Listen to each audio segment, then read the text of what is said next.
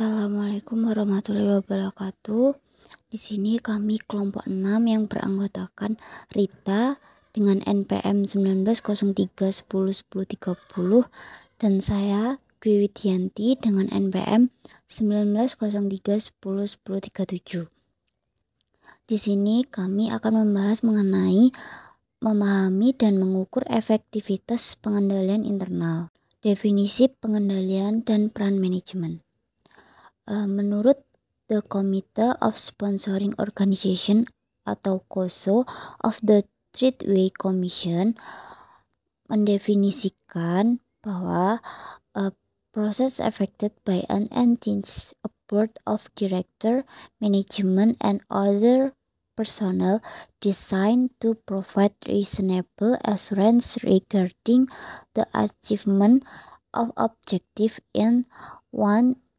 First, the effectiveness and efficiency of operation. Second, the reliability of financial reporting, and third, the compliance of applicable laws and regulation.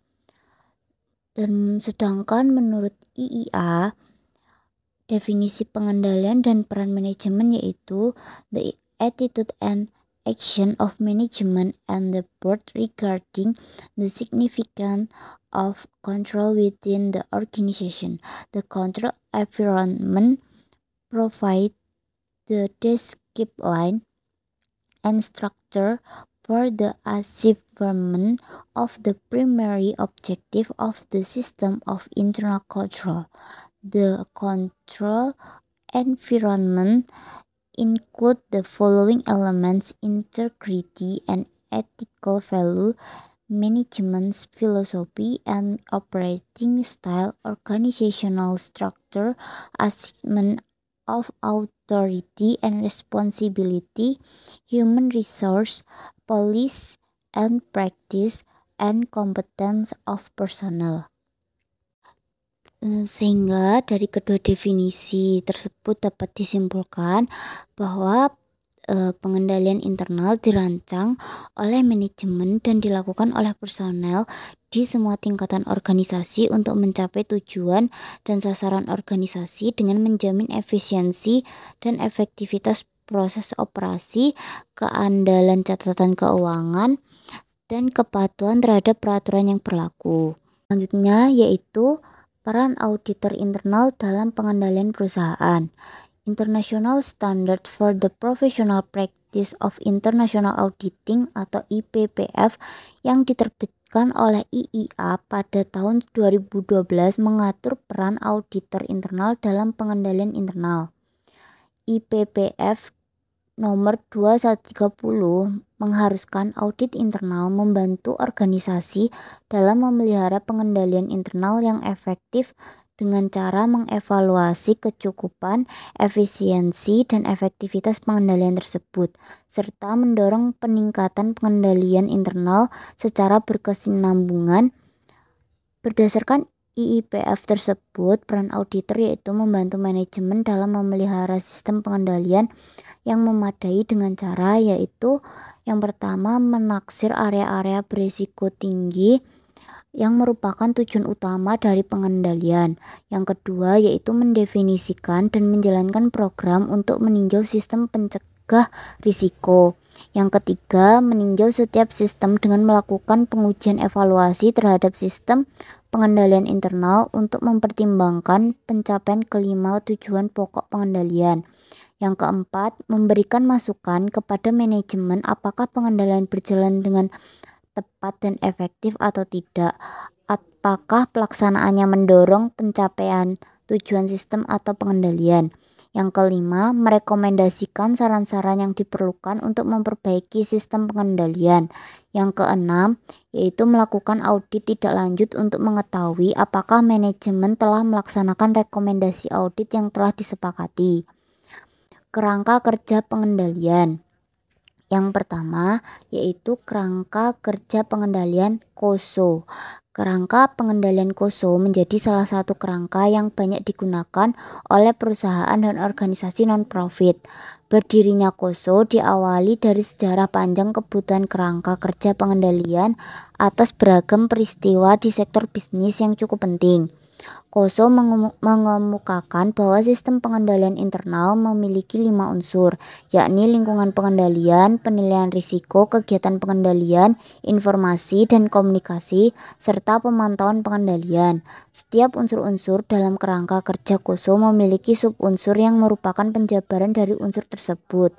Tujuan pengendalian internal model KOSO yaitu menciptakan efektivitas dan efisiensi aktivitas operasi, menjamin terciptanya laporan keuangan yang andal, dan mendorong manajemen untuk mematuhi aturan yang berlaku.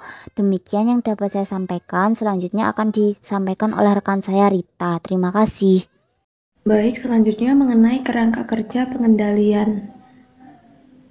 COCO dikembangkan oleh The Canadian Institute of Chartered Accountants atau CICA, dan sekarang menjadi salah satu standar internasional dalam pengendalian internal organisasi. Menurut COCO, konteks pengendalian secara keseluruhan harus dapat dipahami. Pengendalian mencakup berbagai elemen di dalam organisasi, termasuk sumber daya, sistem, proses, budaya, struktur, dan tugas, yang secara bersama-sama membantu dalam pencapaian tujuan organisasi. Pengendalian mencakup identifikasi dan pengurangan risiko. Risiko tersebut tidak hanya yang berhubungan dengan pencapaian tujuan khusus, akan tetapi juga risiko yang lebih penting bagi kelangsungan hidup dan keberhasilan organisasi. Yang pertama, kegagalan untuk mempertahankan kapasitas organisasi dalam mengidentifikasi dan memanfaatkan peluang. Kemudian yang kedua, kegagalan untuk mempertahankan kapasitas organisasi dalam merespons dan beradaptasi terhadap risiko maupun peluang yang tidak diperkirakan sebelumnya, dalam mengambil keputusan dengan indikasi tidak adanya informasi yang jelas. Selanjutnya, kerangka kerja pengendalian atau COBIT. Control Objective for Information and Related Technology atau COBIT merupakan suatu kerangka kerja kesatuan internasional yang menghimpun seluruh standar teknologi informasi global utama termasuk ITIL, CMMI, dan ISO 17799. COBIT 5 menjadikan TI mampu dikelola dan keseluruhan bisnis dan area tanggung jawab fungsional TI berdasarkan pertimbangan kepentingan pihak internal dan eksternal terkait TI. COBIT 5 menggunakan istilah enabler terhadap segala sesuatu yang dapat membantu tercapainya tujuan perusahaan. Selanjutnya, mekanisme pengendalian. Mekanisme pengendalian adalah serangkaian rencana dan prosedur yang dilakukan untuk menjamin akan tujuan organisasi dapat tercapai. Mekanisme pengendalian harus mencakup hal-hal tersebut, yaitu yang pertama, mekanisme pengendalian harus didefinisikan dengan jelas dan dapat dipahami oleh penggunanya. Kemudian yang kedua, mekanisme harus dijalankan untuk memantau pelaksanaan pengendalian. Kemudian yang ketiga, mekanisme harus disetujui oleh manajemen dan karyawan yang akan melaksanakannya. Selanjutnya, jenis dan pelaksanaan pengendalian. Jenis-jenis pengendalian di sini terdapat 4 jenis. Yang pertama, pengendalian direktif, pengendalian preventif, pengendalian detektif, dan pengendalian korektif.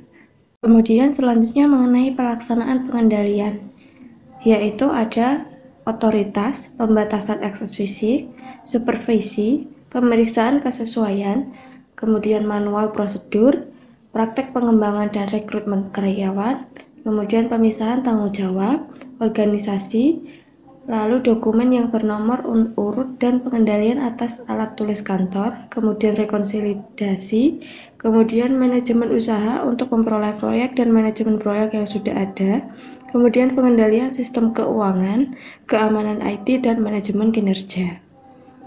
Selanjutnya, peninjauan dan evaluasi pengendalian internal. Audit internal berperan dalam menilai risiko dan merancang pengendalian yang dibutuhkan oleh organisasi. Auditor juga perlu meninjau kecukupan dan efektivitas pengendalian yang berjalan secara berkala dan menyampaikan hasilnya kepada manajemen. Sekian presentasi yang dapat kelompok kami sampaikan. Apabila ada kurang lebihnya, kami mohon maaf. Terima kasih. Wassalamualaikum warahmatullahi wabarakatuh.